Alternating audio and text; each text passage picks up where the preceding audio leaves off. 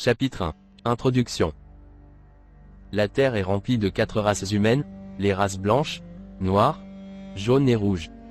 L'histoire de la religion remonte à des temps immémoriaux, au moment où l'homme primitif, conscient de sa vulnérabilité et ses limites quant à juguler certains fléaux de la nature, pensa trouver son ultime salut en allant à la quête des entités dépositaires des forces surnaturelles, capables de modifier le cours des événements, prédire l'avenir, constituer une protection et un porte-bonheur, et pourvoir la clé de certains mystères de la nature.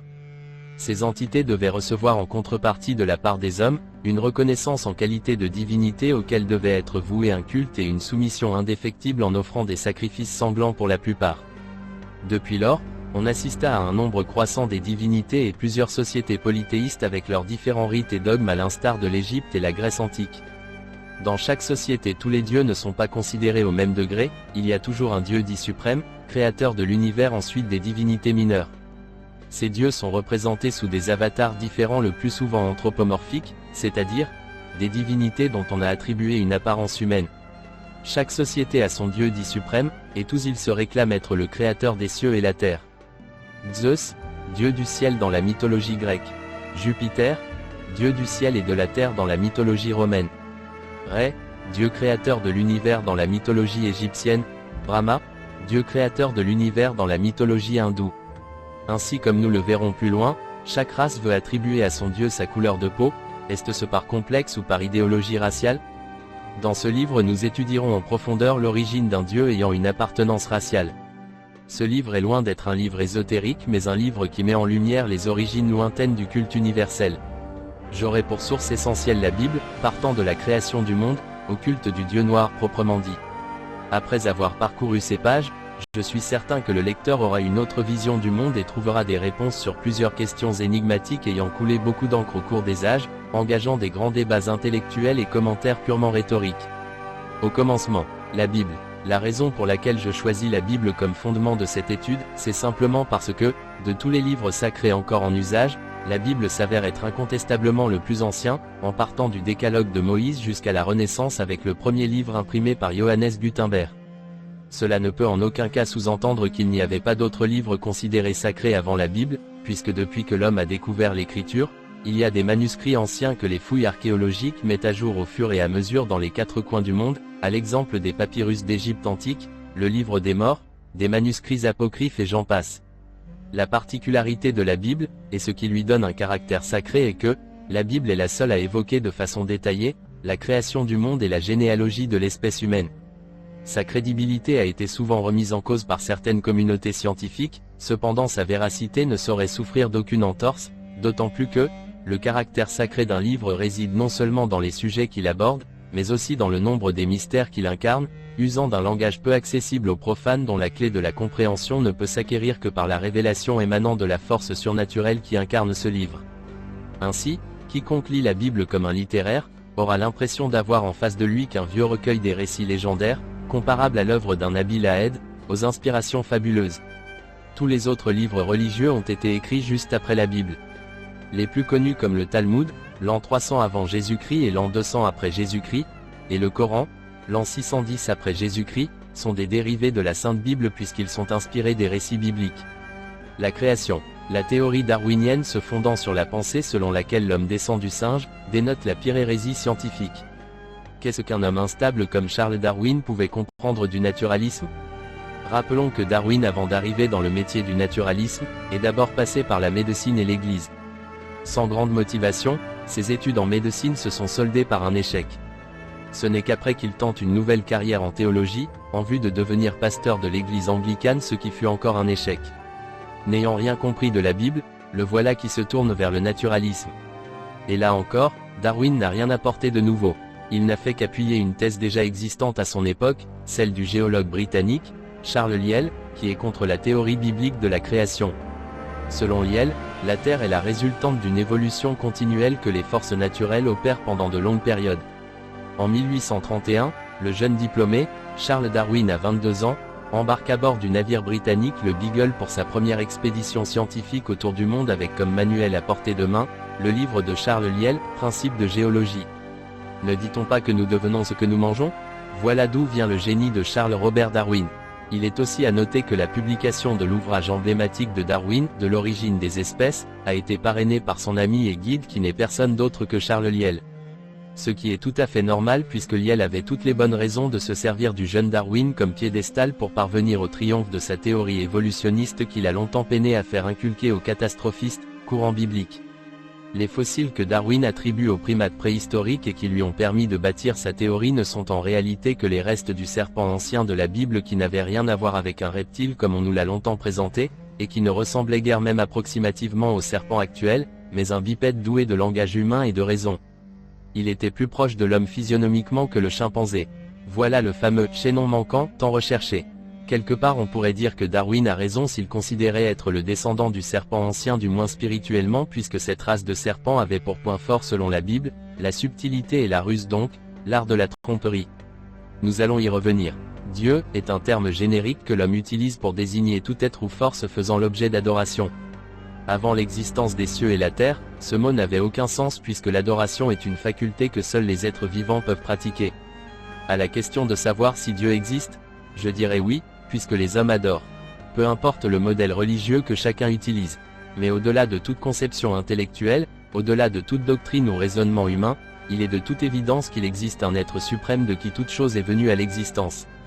Une observation minutieuse de la nature nous fera comprendre que ce monde n'est pas un fruit du hasard car toute la nature fonctionne dans un ordre parfait et harmonieux qui met nos physiologistes et anatomistes expérimentés dans un émerveillement continuel, tant la complexité et la justesse du fonctionnement organique des corps humains et animaux, les prédispositions anatomiques et métaboliques adaptées au climat et environnement, les contributions cosmiques à la vie terrestre. Tout prête à croire que l'univers est l'œuvre d'une intelligence inouïe. Un bébé avant de naître est nourri par un cordon ombilical mais déjà dans le ventre il est doté d'une bouche, une langue et une gencive pour accueillir les dents. Une force surnaturelle a prévu que ce bébé sortira un jour du ventre de sa mère et qu'il va vivre dans un nouvel environnement où il n'aura plus besoin du cordon ombilical pour se nourrir, la bouche lui servira désormais comme moyen de nutrition. Le bébé ne sortira pas du ventre tant qu'il n'aura pas les atouts nécessaires prédisposés à affronter la vie de l'extérieur. Il s'agit là d'un hasard? Je dis non. Tous les animaux polaires sont dotés d'une fourrure épaisse sans laquelle, la vie dans les glaciers serait impossible. Les animaux désertiques comme les chameaux et dromadaires quant à eux, sont prédisposés à résister sous des fortes chaleurs pendant plusieurs jours sans boire, car les bosses qu'ils portent sont des réserves de graisse qui leur permettent de juguler le déficit en eau. Et pendant l'hiver, ils ont une fourrure épaisse pour se protéger contre le froid. Paradoxalement chez l'homme, son aspect physique ne varie pas selon les saisons. Cette même intelligence avait pensé qu'il n'était pas nécessaire pour l'homme d'avoir une fourrure, estimant que l'homme était assez intelligent comparativement aux animaux pour se coudre lui-même ses vêtements et se protéger contre les intempéries. Il est beaucoup plus facile de connaître Dieu par la nature que par les saintes écritures. C'est pourquoi je l'ai dit plus haut que Darwin ne pouvait rien comprendre du naturalisme car le naturalisme est une science d'observation de la nature. Si Darwin avait bien observé la nature, il serait reparti reprendre sa chaire à l'église anglicane. Au regard de ce qui précède, on peut donc dire que les études de Darwin n'étaient pas impartiales. Nous ne savons pas les raisons qui lui ont fait quitter l'église pour se ranger du côté de la tendance évolutionniste juste avant ses travaux naturalistes. Était-il sanctionné pour cause d'indiscipline pendant ses études en théologie? Jeune qu'il était avait-il manqué d'observer la règle de chasteté? Quand on sait qu'à cette époque, quand on prenait la résolution d'être un prédicateur, on devait respecter sans faille les règles de l'Église qui soumettaient le candidat à une vie austère, de privation, de pureté et de sainteté. Dans tous les cas, si Darwin a été déçu de quelque manière que ce soit par son Église, ou si son départ du monastère était occasionné par une inconduite de sa part, alors il est de grand intérêt de considérer sa théorie comme une simple représaille. Car il est tout à fait curieux que Darwin ait eu des penchants évolutionnistes bien avant ses travaux en la matière. La Bible nous dit que Dieu créa l'homme le 6e jour. Il fit tomber l'homme dans un profond sommeil, soutira une côte de l'homme et fit la femme. Mais bien avant, Dieu créa la faune et la flore. L'homme fut la dernière créature de Dieu. La Bible nous signale que parmi les animaux créés, il y avait aussi le serpent ancien. Le seul animal parlant, le plus rusé de toutes les bêtes de champ. La ruse était une faculté que seul le serpent ancien avait. Les stratagèmes que l'on reconnaît aujourd'hui à certains animaux prédateurs pour attraper leur proie, n'existaient pas encore car tous les animaux après la création sans exception y compris le serpent ancien étaient herbivores. Genèse 1 verset 30. Et à tout animal de la terre, à tout oiseau du ciel, et à tout ce qui se meut sur la terre, ayant en soi un souffle de vie, je donne toute herbe verte pour nourriture. Et cela fut ainsi. La ruse du serpent ancienne était intellectuelle liée au raisonnement et non une technique de chasse propre aux animaux prédateurs. Rusé a pour synonyme malin, plus tard la Bible parlera du malin comme l'ennemi principal de l'homme. Doué de raison, le serpent ancien ne pouvait avoir pour interlocuteur les autres bêtes de champ puisqu'il ne partageait pas le même langage avec elles, mais il avait pour interlocuteur direct, l'homme avec qui ils avaient en partage la faculté de la raison. Quant à la physionomie du serpent ancien, la Bible nous montre qu'il ne s'agissait pas d'un reptile au départ. Genèse 3 verset 14. L'Éternel Dieu dit au serpent, « Puisque tu as fait cela, tu seras maudit entre tout le bétail et entre tous les animaux des champs, tu marcheras sur ton ventre, et tu mangeras de la poussière tous les jours de ta vie. » Le serpent ancien fut incontestablement un bipède qui du point de vue physionomique, était très proche de l'homme, quitte à prêter à confusion. C'est-à-dire, s'il vous avait été donné l'occasion d'être en face d'Adam, l'homme, et le serpent ancien, animal, vous auriez eu l'impression d'avoir deux hommes devant vous. Et pourtant, l'un est un animal. Souvenons-nous du parabole du blé, pain égale vie, et l'ivraie, poison égale mort, prononcé par Jésus le dernier Adam. 1 Corinthiens 15 verset 45. C'est pourquoi il est écrit, le premier homme, Adam, devint une âme vivante. Le dernier Adam est devenu un esprit vivifiant. Beaucoup prennent la parabole du semeur à la légère et pourtant elle nous cache un grand mystère qui est celui du serpent ancien. Matthieu 13 verset 24. Il leur proposa une autre parabole, et il dit, « Le royaume des cieux est semblable à un homme qui a semé une bonne semence dans son champ. Mais, pendant que les gens dormaient, son ennemi vint, sema de l'ivraie parmi le blé, et s'en alla. Lorsque l'herbe eut poussé et donné du fruit, l'ivraie parut aussi. Les serviteurs du maître de la maison vinrent lui dire, « Seigneur, n'as-tu pas semé une bonne semence dans ton champ? D'où vient donc qu'il y a de l'ivraie? » Il leur répondit, « C'est un ennemi qui a fait cela. » Et les serviteurs lui dirent, « Veux-tu que nous allions l'arracher? » « Non, dit-il, de peur qu'en arrachant l'ivraie, vous ne déraciniez en même temps le blé. Laissez croître ensemble l'un et l'autre jusqu'à la moisson, et, à l'époque de la moisson, je dirai aux moissonneurs, arrachez d'abord l'ivraie, et liez-la en gerbe pour la brûler, mais amassez le blé dans mon grenier. Si jamais vous aviez eu la chance de voir à quoi ressemblent le blé et l'ivraie, vous allez remarquer que les deux plantes ont une ressemblance quasi identique à première vue, au point de mettre un cultivateur même expérimenté dans la confusion. Les deux sont des graminacées, ayant la même structure, portant les épis. Et pourtant l'un donne la vie et l'autre donne la mort. La particularité de cette parabole est la difficulté de reconnaître la mort au milieu de la vie tant la ressemblance est forte. Ici il ne faut pas voir mort comme un corps inanimé et sans vie mais, le raisonnement qui sépare l'homme de Dieu. Aussi nous ne devons pas considérer vie comme un corps animé doué de raison car la vie qu'il est question, c'est la foi qui rapproche l'homme de Dieu. Jésus nous ramène dans Genèse 3. Blé égale pain, pain égale la parole de Dieu égale Jésus, Jésus égale la vie égale Adam. L'ivraie égale poison, poison égale l'ennemi, l'ennemi égale le malin égale la mort égale le serpent ancien. Le blé c'est le pain c'est la parole de Dieu c'est Jésus, Jésus c'est la vie et la vie était avec Adam, âme vivante. Si nous lisons ça à l'envers nous aurons, Adam avait la vie, âme vivante, la vie c'est Jésus, Jésus c'est la parole de Dieu c'est le pain et le pain c'est le blé. L'ivraie c'est le poison c'est l'arme de l'ennemi c'est le malin crée à la mort, séparation éternelle avec Dieu, la mort était incarnée dans le serpent ancien. À l'envers nous aurons, le serpent ancien avait la mort, raisonnement qui sépare l'homme de Dieu, la mort vient du malin, le malin c'est l'ennemi c'est le poison c'est l'ivraie. Adam et le serpent ancien se ressemblaient beaucoup comme le blé et l'ivraie. Un animal pour avoir la capacité de bien articuler les mots et faire des analyses intellectuelles soutenues, doit avoir forcément une structure anatomique et physionomique équivalente à celle de l'homme. Autrement, il lui aurait été impossible de tenir une conversation. Un orthophoniste expérimenté nous en dira long. Le serpent comme tout animal avait une femelle avec qui il a eu des petits. Nous ne pouvons dire avec exactitude le temps qui s'est écoulé entre la création du serpent ancien et la chute de l'homme.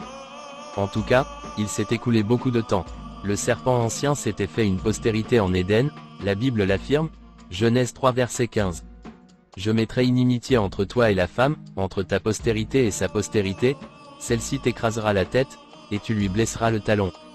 Après que le couperet divin est tombé sur le serpent ancien et sa postérité, c'est alors que la morphologie du serpent est entrée dans un processus de déformation décroissante. Cette déformation ne s'était pas produite sur le champ, après que Dieu eut prononcé la sentence. Mais, cela s'était produit durant plusieurs siècles. La Bible nous dit que Dieu créa le monde en 6 jours et il se reposa le 7e jour. En réalité, Dieu a créé le monde pendant 6000 ans et il s'est reposé au 7e millénaire car un jour devant Dieu équivaut à 1000 ans devant les hommes. Psaume 90 verset 4. Car 1000 ans sont, à tes yeux, comme le jour d'hier, quand il n'est plus, et comme une veille de la nuit. 2 Pierre 3 verset 8.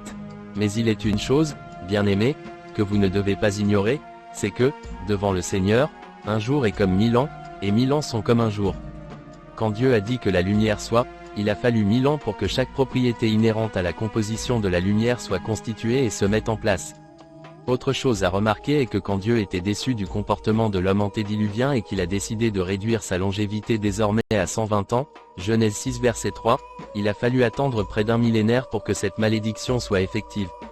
Quand Dieu a maudit Canaan, il a fallu traverser plusieurs siècles pour voir les premiers effets de cette malédiction par l'occupation hébreu des terres cananéennes, après la traversée de la mer Rouge. Chaque fois que Dieu prononce une malédiction, il se passe toujours un temps avant l'accomplissement. Nous avons encore un exemple patent qui est celui du Seigneur Jésus-Christ, lorsqu'il maudit le figuier. Nous constatons que le figuier n'a pas séché sur le champ, mais un jour plus tard. Marc 11 verset 14. Prenant alors la parole, il lui dit, « Que jamais personne ne mange de ton fruit. » Et ses disciples l'entendirent. Quand le soir fut venu, Jésus sortit de la ville.